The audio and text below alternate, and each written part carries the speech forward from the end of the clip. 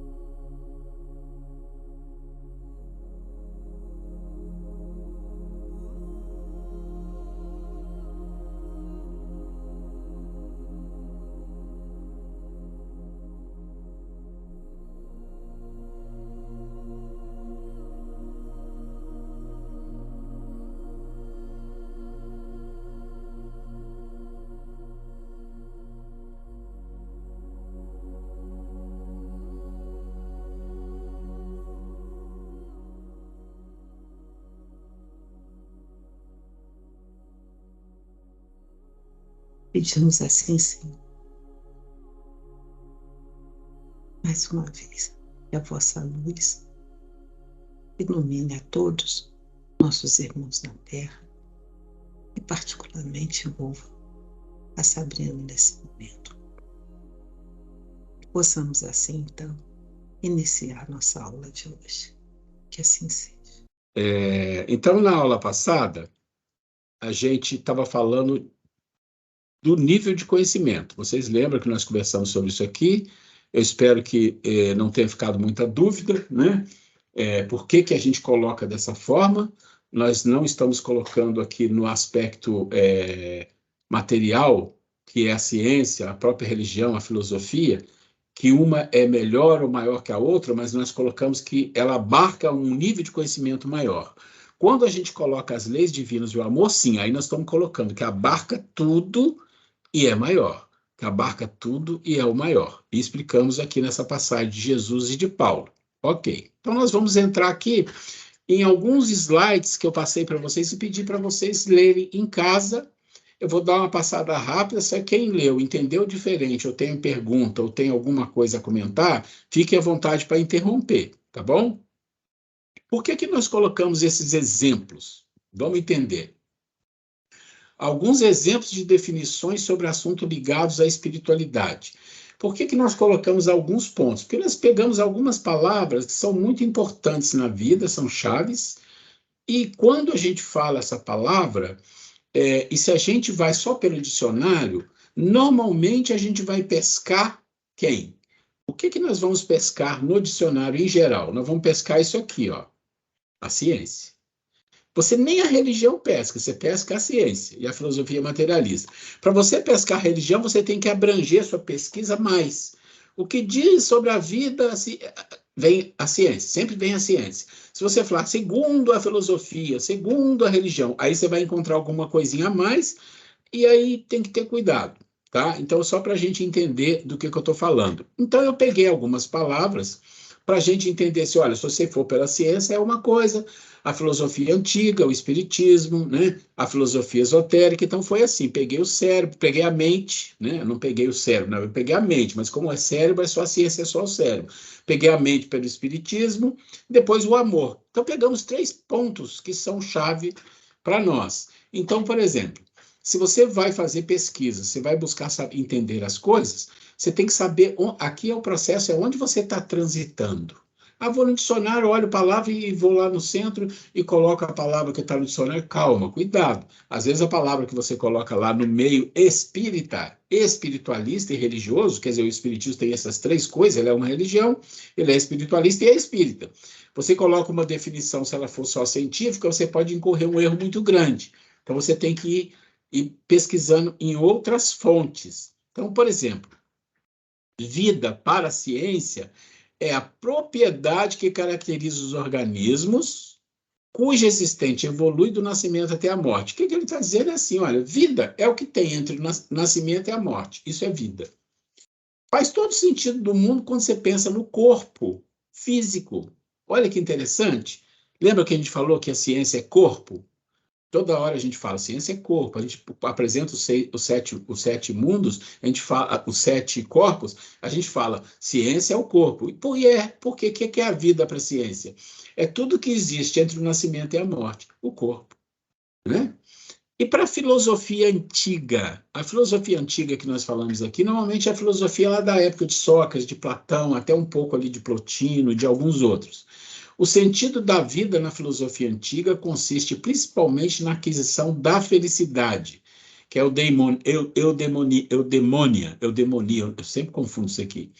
Esta era comumente considerada a característica mais elevada e mais desejada. Então ele diz assim, aí já não está falando só da vida, está falando do sentido, que o sentido da vida é a aquisição da felicidade. Esse é o sentido. Para o Espiritismo, o sentido da vida é o progresso do espírito, esteja ele na condição encarnado ou desencarnado. Ou seja, para o Espiritismo não é exatamente a felicidade, que é um objetivo final ou um objetivo, mas o próprio processo de evolução. A condição que um espírito encarnado ou desencarnado está no processo de evolução, isto é o sentido da vida, ou seja, o sentido da vida é a evolução. Essa síntese criada eu já passei para vocês, já discutimos, não vamos falar. E existe no esoterismo uma posição que vida e morte são ilusões, mas isso eu só coloquei a título de uma informação. Nós não vamos entrar nisso aqui, isso é uma coisa mais fora do nosso contexto, tá? Muito bem. Depois você tem a mente. Mas aí, por que eu falei cérebro? Porque para a ciência é o cérebro, né? A mente é produto do cérebro. Então, para a ciência, o cérebro é o órgão ao qual compete controlar e coordenar todos os movimentos do corpo e processar informação sensorial. Por outro lado, trata de regular as funções homeostáticas. O cérebro é, sem sombra de dúvida, responsável pela aprendizagem, pela cognição, pela memória e pelas emoções. O seu funcionamento é realizado através da interação entre as diversas áreas.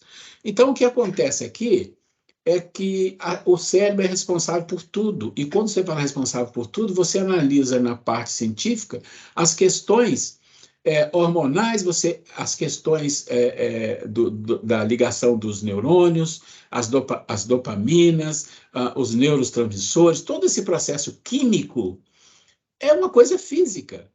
E para a ciência que não tem nenhum processo espiritual, a ciência pura, é tudo químico, né?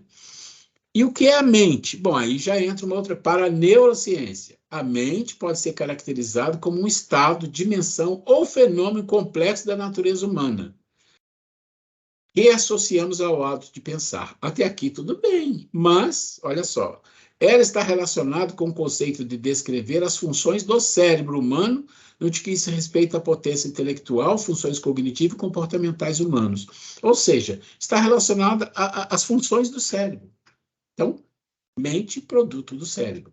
Tá? Então, para a gente entender, quando a gente pesquisar alguma coisa na ciência sobre mente, tem que saber, o lado é esse aqui, tá? E para o espiritismo? A mente para o espiritismo, né? Ele está dizendo o seguinte, olha, é relacionada ao espírito. E aí tem que ter cuidado, as pessoas fazem muita confusão e eu tento ajudar as pessoas a entender isso aqui, gente. Olha, a gente já falou, o perispírito, ele se transforma e praticamente quase desaparece. Só não desaparece porque o próprio André Luiz fala, fica o campo mental.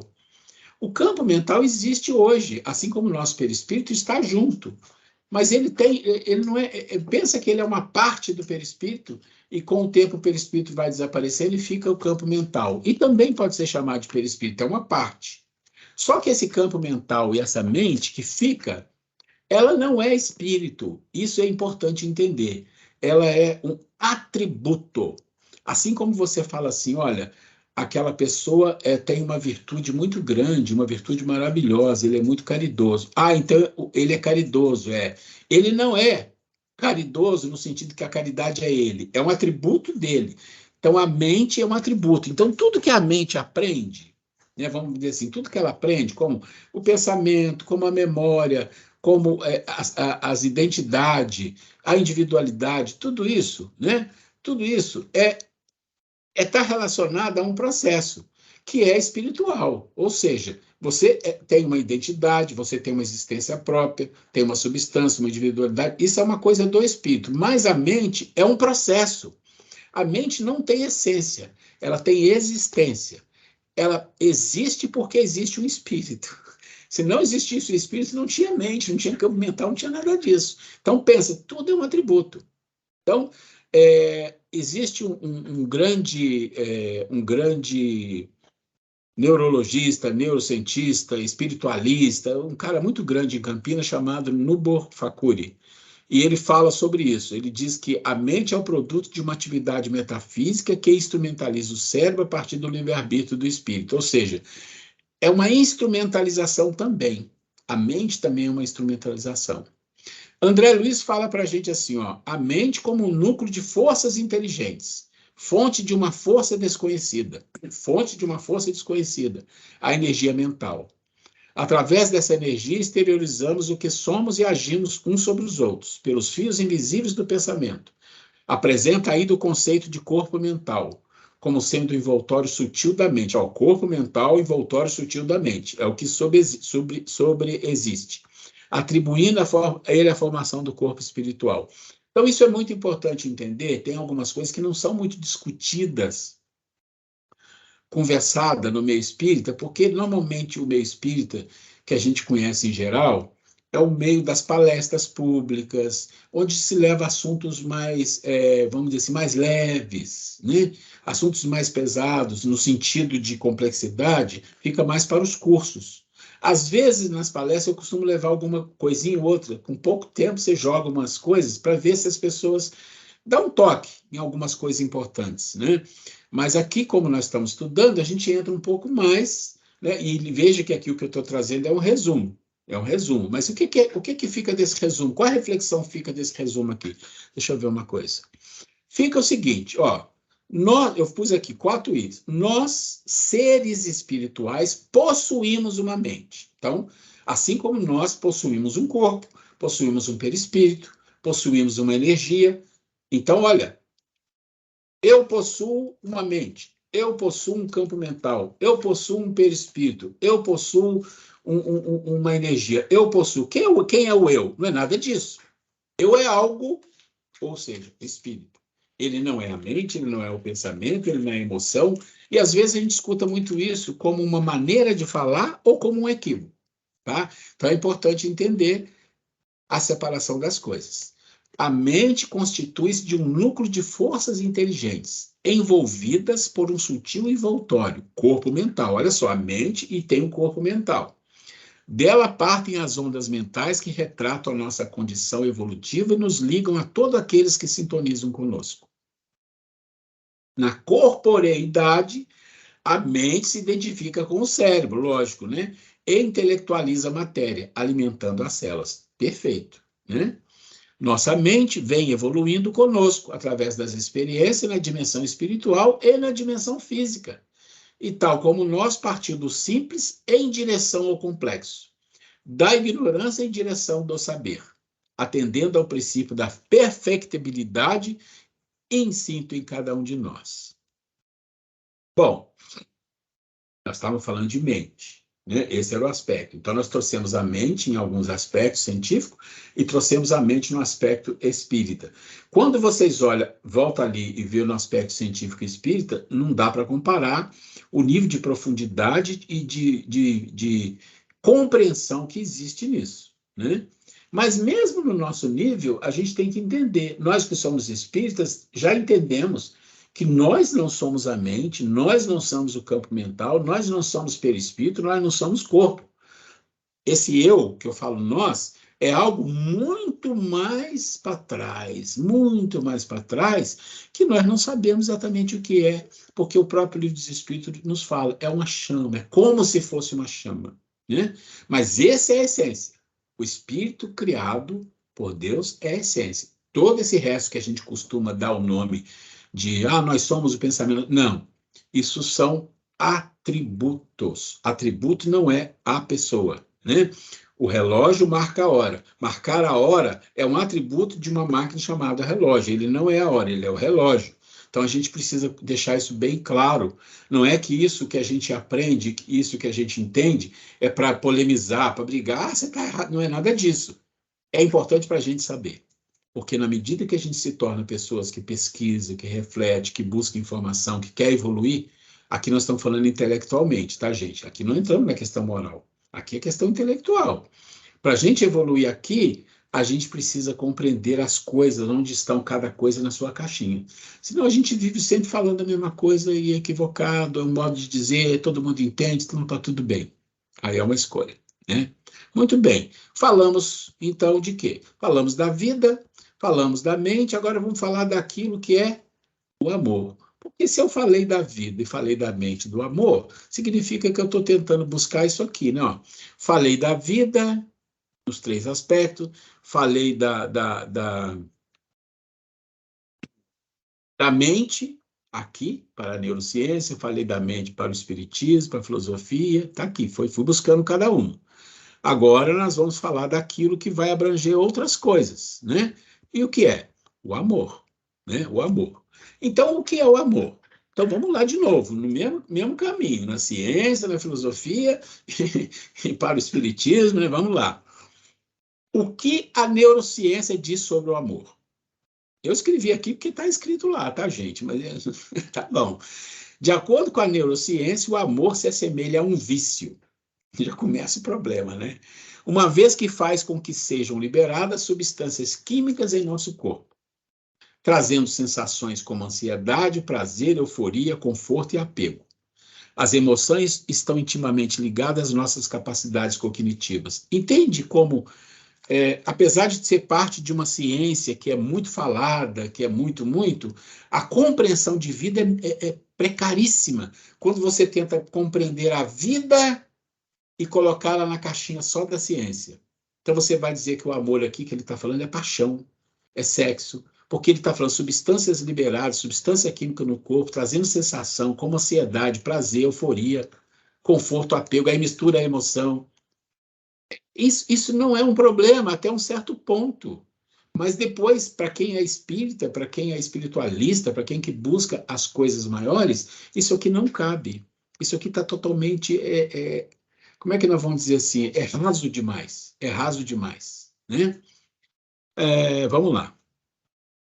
Aí você tem o amor. Vamos no nível mais alto, então, Jesus, né?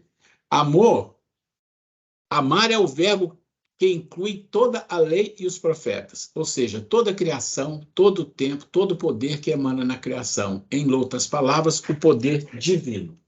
Bom, isso está em palavra de Jesus, vocês encontram lá, né? Amar a Deus sobre todas as coisas próximas como a si mesmo, toda a lei e os profetas estão incluídos aí. Pronto, Jesus já deu para a gente a explicação mais breve, mais sintética, mais, vamos dizer assim, mais evoluída que alguém poderia dar de amor aqui, aqui, né? Aqui. Muito bem, vamos para o Paulo, que aí tem que pegar o Paulo também. O que o Paulo fala para nós? Está lá, primeira epístola de Paulo aos Coríntios. Eu não vou ler tudo, todo mundo conhece, quem não conhece vai lá e lê, mas ele vai falando, eu vou ler o que está escrito aqui. Amor para Paulo, a suprema excelência do amor. Então ele vai falar várias coisas e ele diz ali em amarelo: o amor nunca falha. Havendo profecia, serão aniquiladas. Havendo língua, cessarão. Havendo ciência, desaparecerá. Tem que ter cuidado quando lê e fala assim, nossa, vai aniquilar as profecias, vai desaparecer toda... Ele não está falando isso, gente. Ele está dizendo que você chega num nível tal que todo aquele resto está dentro. E se está dentro, significa que não tem necessidade de preocupar com aquilo. Você atingiu um nível que tudo está dentro. Acabou. Você aprende a andar, você sofre, você cai. Nós falamos disso numa aula aqui, que é a lei do equilíbrio. Depois que você aprende, você faz isso no automático, aquilo faz parte de você, você não tem preocupação com aquilo.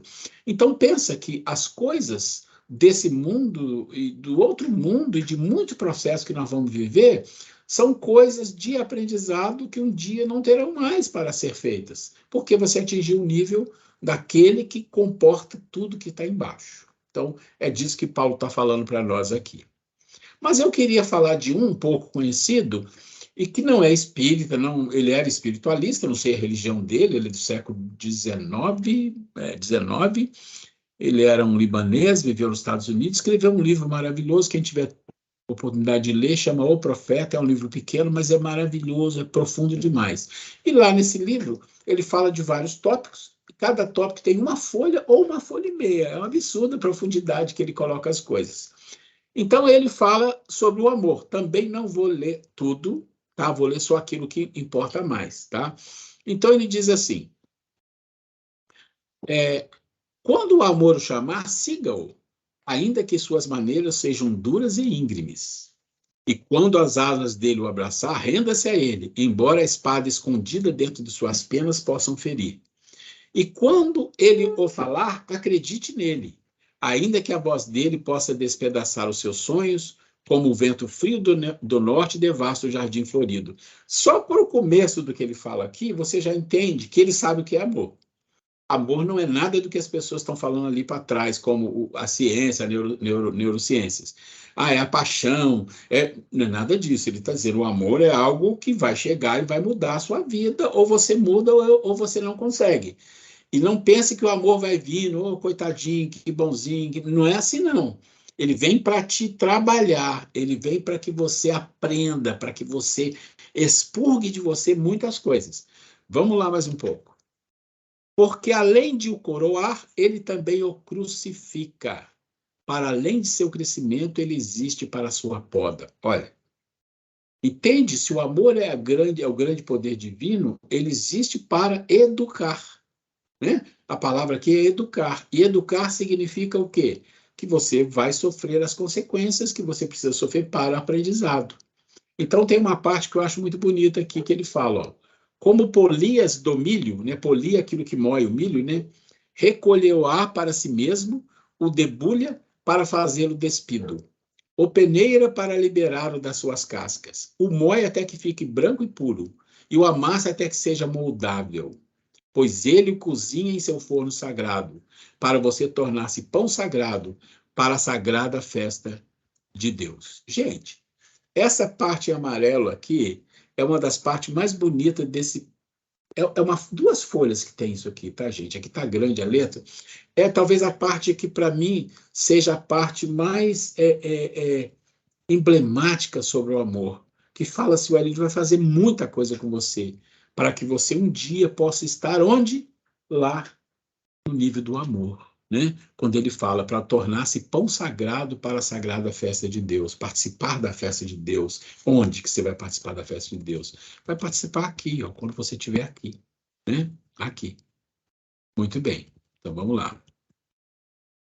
E ele fala um pouco mais, né? Eu não vou ler tudo também, depois vocês leiam, por favor. O amor só dá de si mesmo e pega nada mais do que si mesmo. O amor não possui e não pode ser possuído, porque o amor é bastante a si mesmo.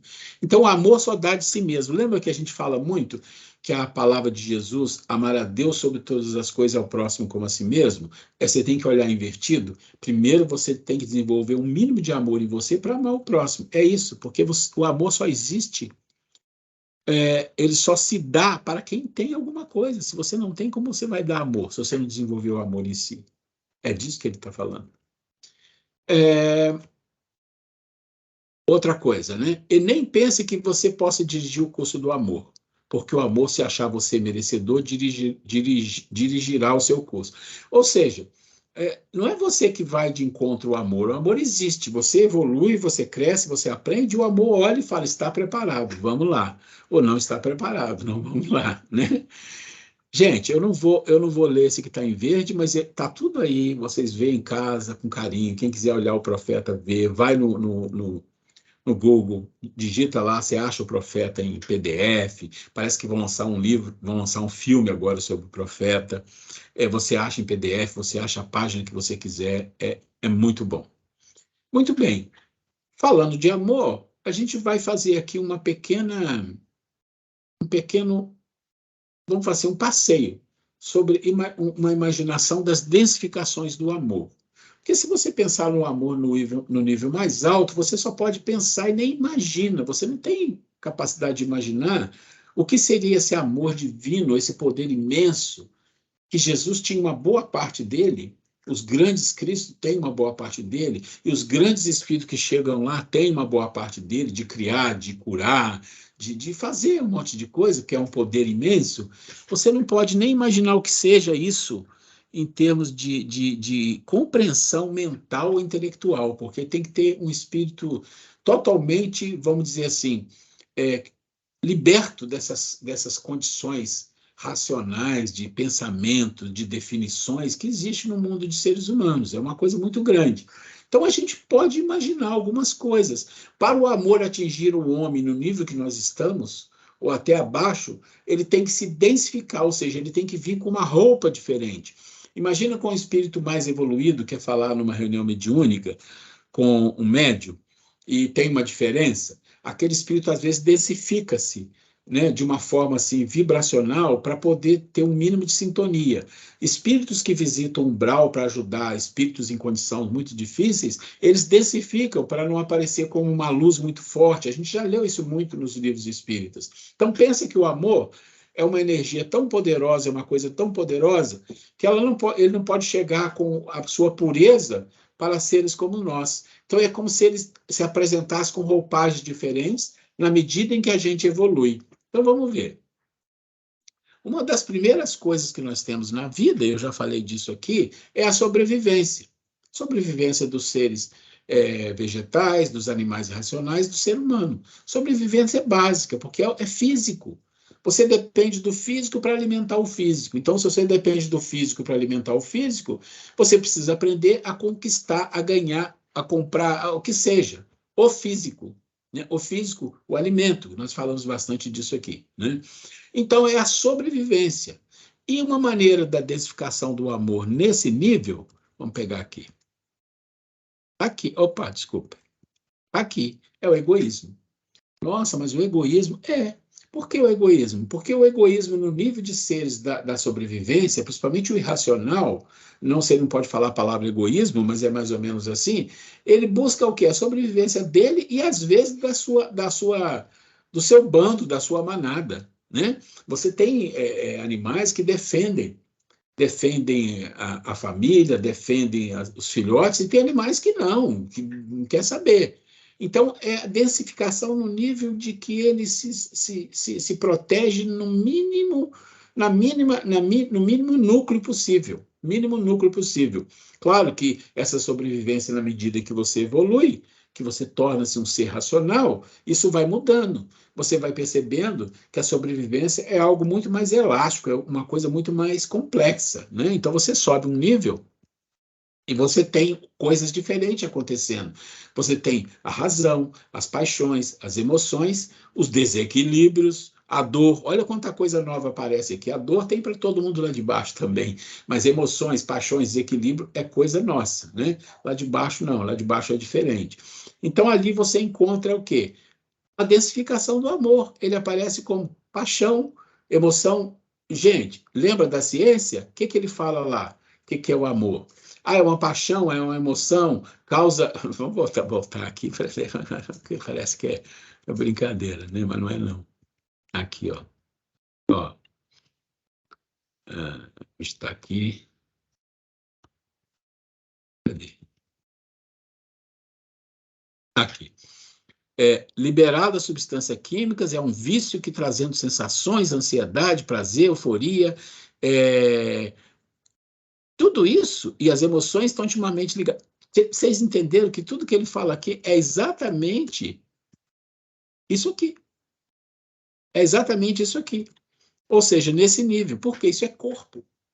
É só corpo, é só isso que interessa. São as paixões, as emoções, meus desejos, né? O que eu tenho, o que eu não tenho.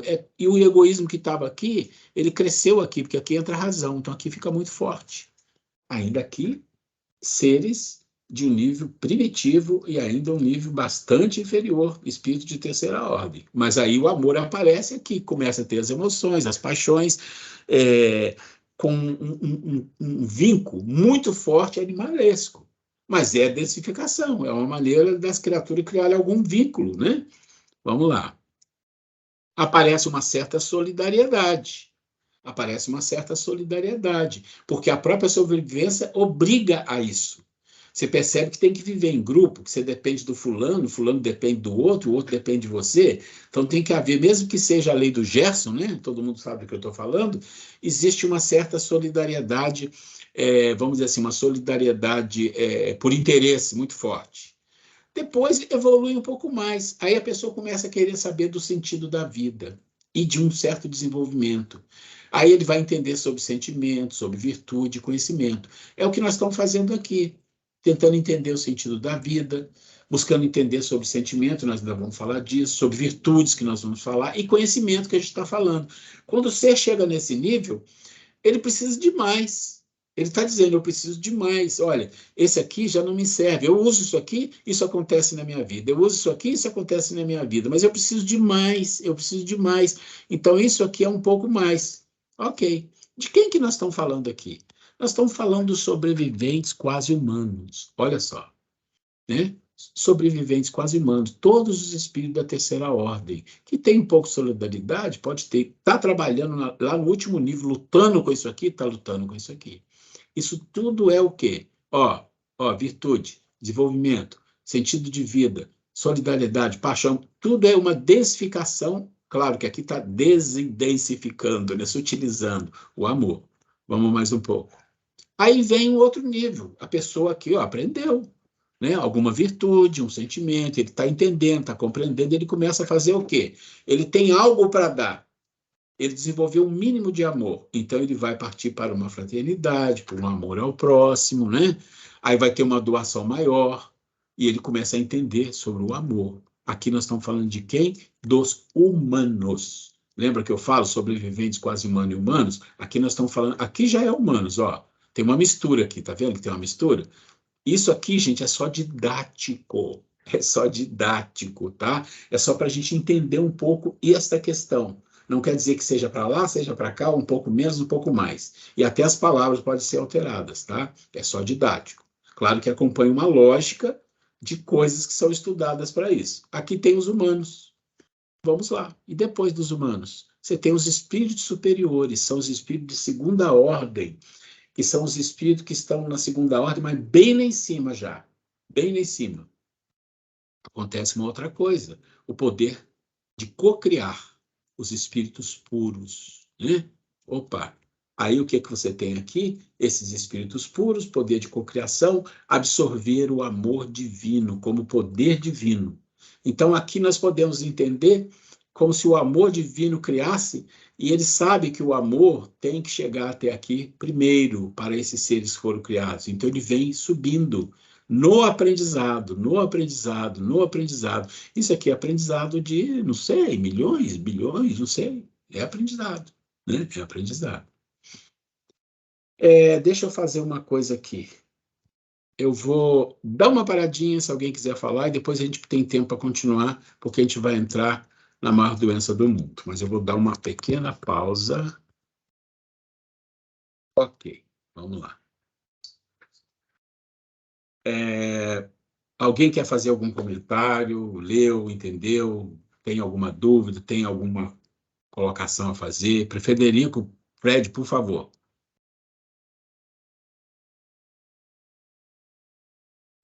Ah,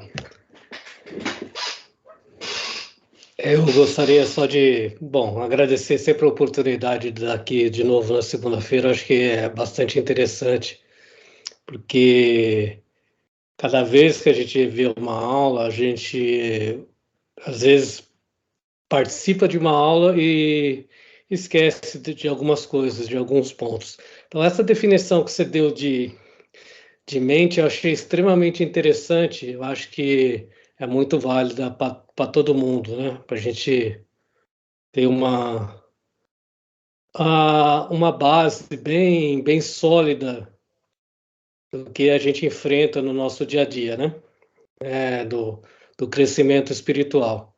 Outro dia eu estava vendo uma aula, fazendo um curso de anestesia pediátrica, né? Então estava vendo uma aula de uma reciclagem, uma aula de avaliação pré-anestésica. E o professor ele falou que durante essa fase de desenvolvimento da criança, ela tem um número de quedas, né? De quedas mesmo, que é uma coisa impressionante, é um número de milhares. Então, eu acho que a gente ainda se encontra muito na infância, nosso espírito ainda tem muito da infância, a gente pode fazer uma analogia. Por exemplo, nós ainda somos bastante sensíveis, nós vamos sempre sofrer quedas, né? E algumas dessas quedas deixam algumas cicatrizes. Assim como as crianças, às vezes elas ficam com algumas cicatrizes. Mas eu acho que essa parte de identificação do amor, acho que é importante a gente entender também que é uma coisa bastante dinâmica, né? Tem uma hora que a gente até consegue chegar a um ponto bem próximo, não vou assim, mas bem próximo do que seria um humano, mas tem hora que a gente vai lá para baixo de novo, né? Para a queda lá de lá da parte do egoísmo e da sobrevivência. Você lembra do elevador? Então, Lembra do elevador? Tá? exatamente. Vai e volta, vai e volta. E a gente tem que aprender a conviver com a dor que isso traz, né? Que isso daí às vezes, traz muita dor, traz muita Estação. cicatriz para a gente, né? Mas, mais uma vez, obrigado por poder participar da aula. Eu acho cada vez que a gente tem essa oportunidade, a gente sempre acrescenta muita coisa para a nossa vida pessoal.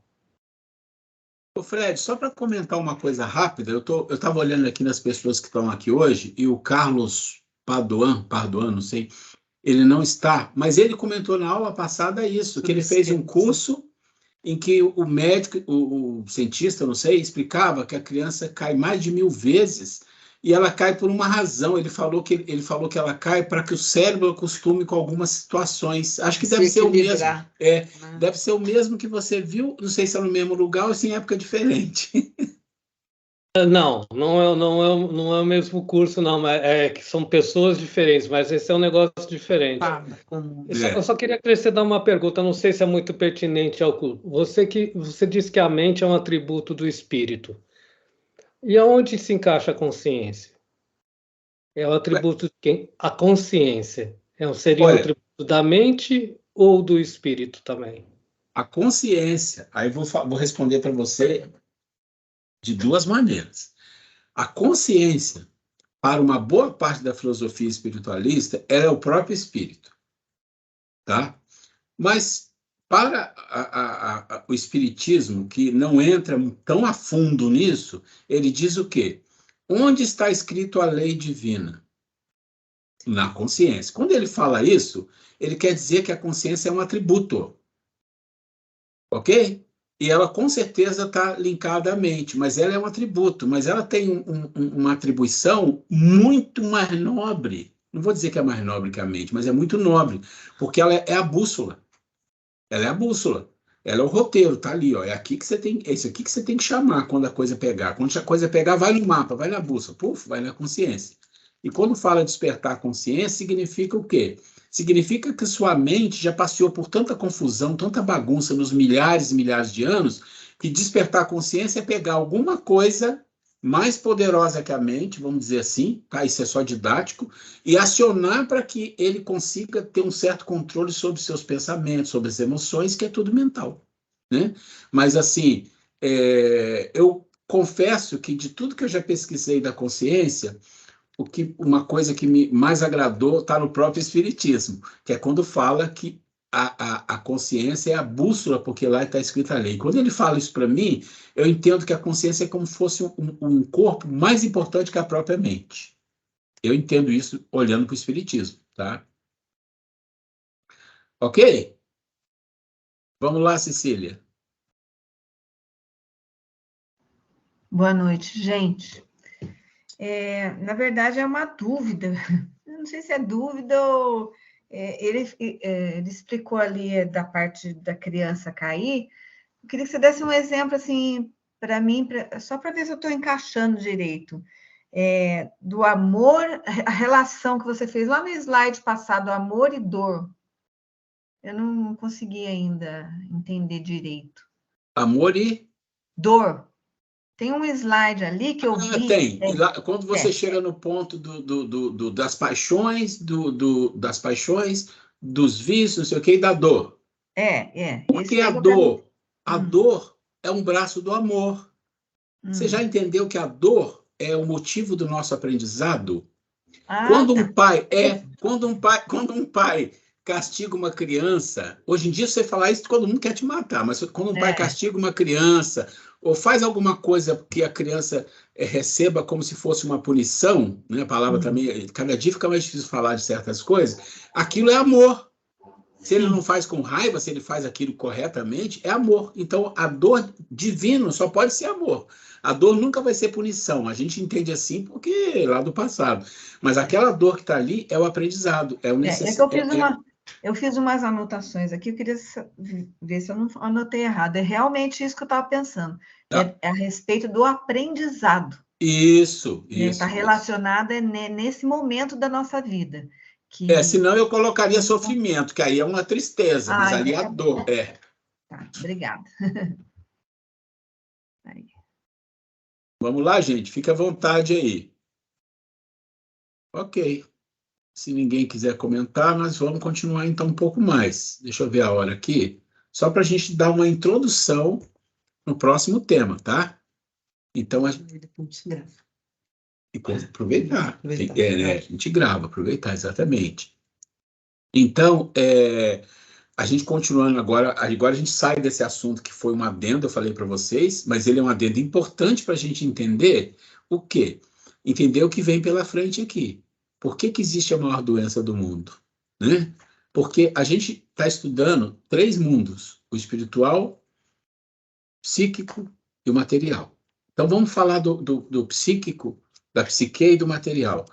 A maior doença do mundo estaria no material ou na psique?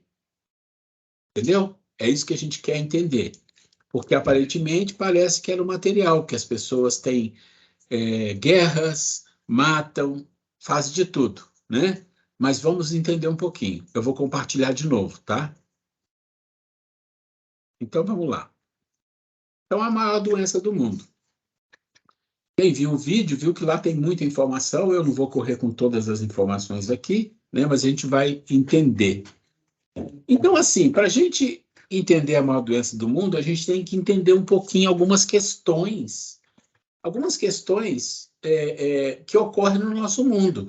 Porque quando eu estou falando da maior doença do mundo, eu não posso pensar assim, é o câncer, porque um parente meu teve câncer, é uma coisa horrível. É homicídio, que é horrível. Não, não é assim. Você tem que pensar a que causa mais devastação, mais quantidade de pessoas sofrendo e morrendo. Então, esse é o aspecto que nós pegamos aqui. Então, nós estamos falando aqui, eu não vou ler tudo isso, isso aqui pode atualizar, tá? Pode atualizar, mas não muda muita coisa, eu já vi isso em vários anos seguidos.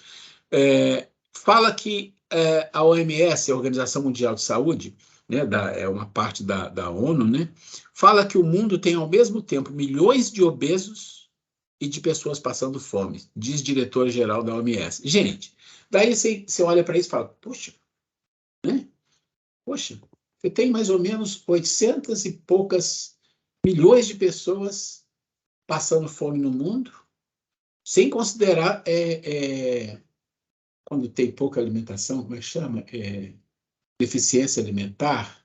Tem um outro nome, mas tem pessoas que têm deficiência alimentar, quer dizer, ficam doentes, porque comem coisas que a menos que deviam, com menos qualidade ou tudo mais. Mas passando fome, 800 e poucos milhões. E de obesos é um número muito parecido. E aí você fica pensando assim, mas será que esses obesos também não estão passando fome? Porque aí você pode pegar a palavra fome e extrapolar ela para quem realmente não tem o que comer, quem tem deficiência alimentar, ou quem tem deficiência alimentar porque come errado. Então é um negócio enroscado, né? Mas vamos lá. Isso aqui vocês leem lá, tá? O número total de pessoas com fome no mundo é de 815 milhões. Gente, 815 milhões. Isso equivale a mais ou menos, tá? 4 população do Brasil. Dá um pouco menos, mas vamos só para a gente entender. 4 vezes a população do Brasil, 815 milhões. Na Ásia, 520 milhões.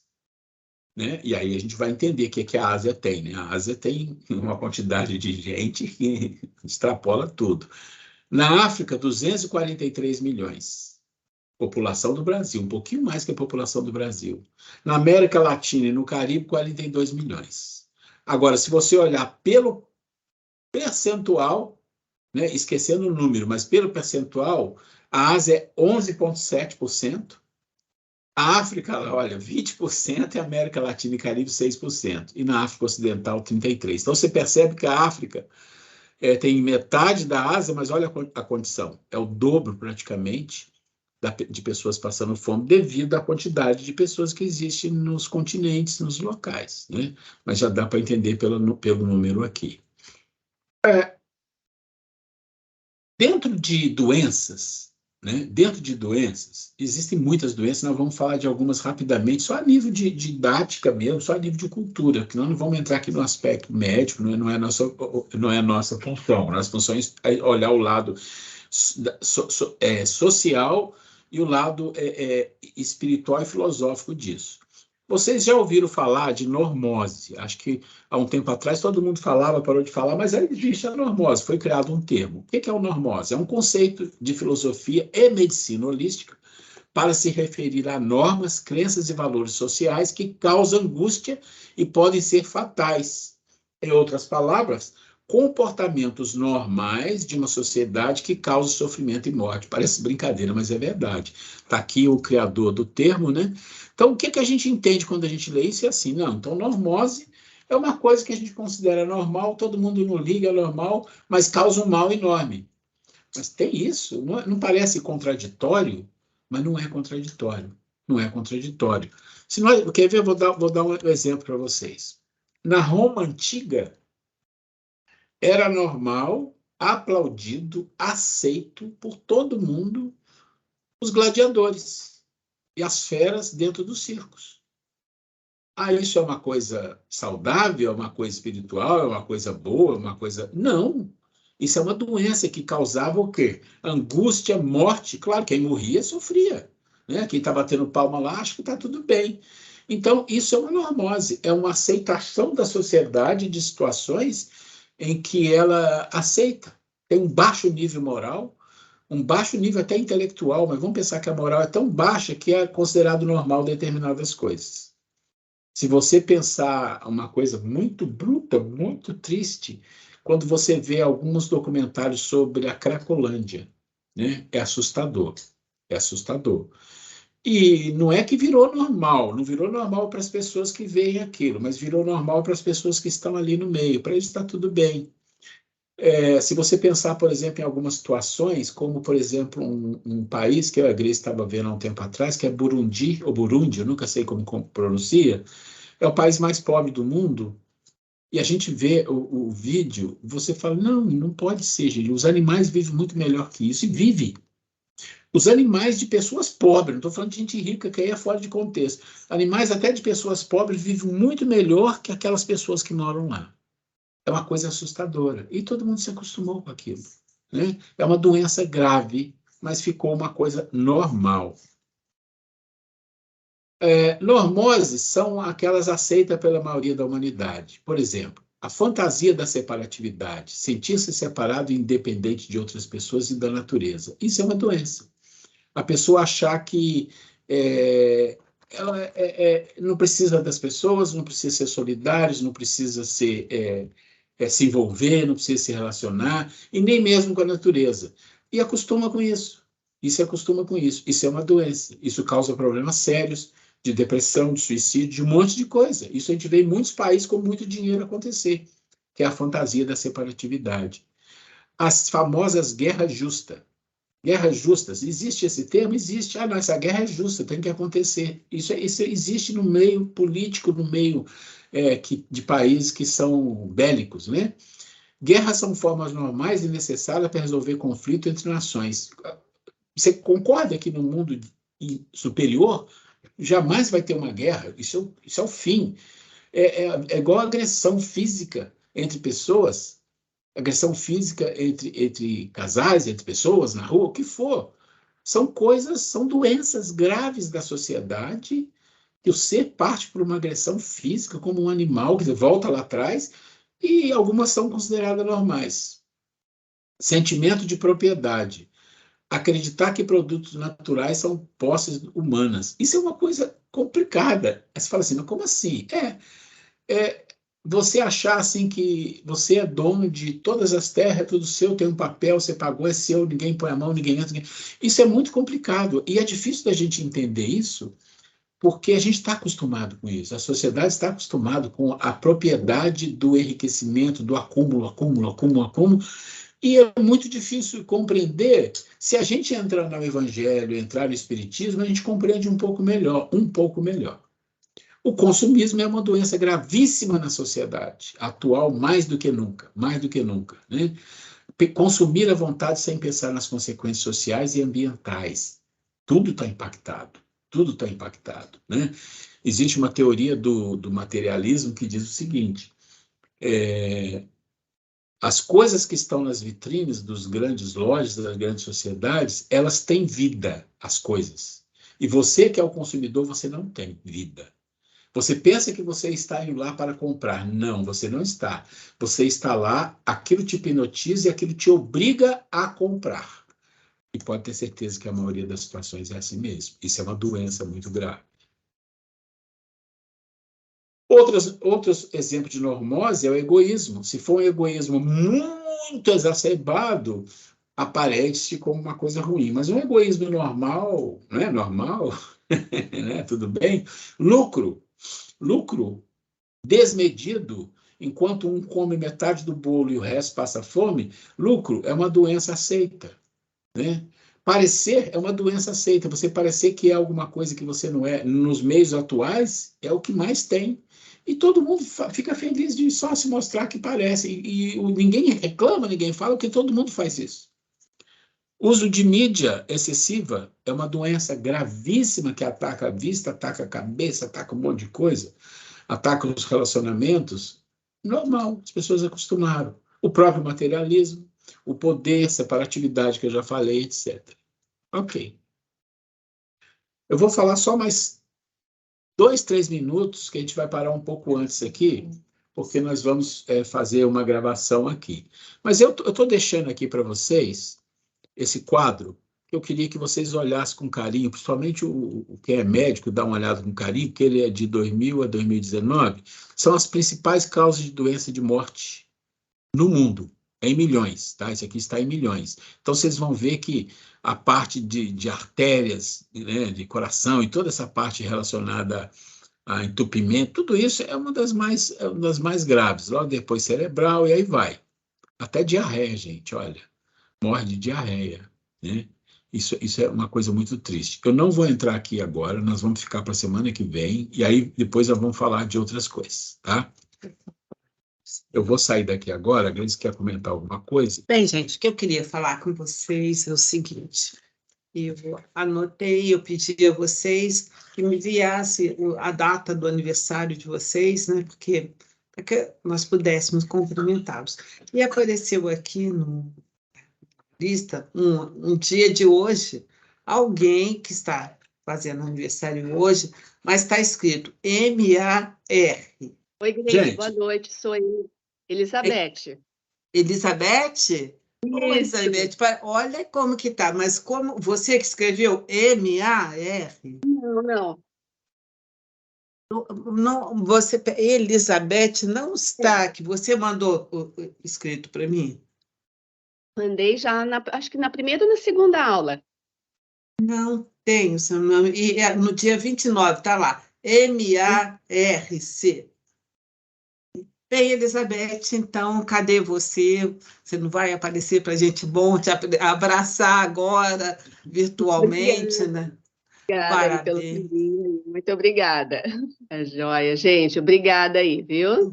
Então, ainda em tempo, viu? Foi em tempo, foi bom eu ter comentado. Parabéns para você. Então, a nossa prece final vai ser direcionada a todos nós aqui vibrando. E obrigada por você estar aqui no dia do seu aniversário, comemorando conosco, né?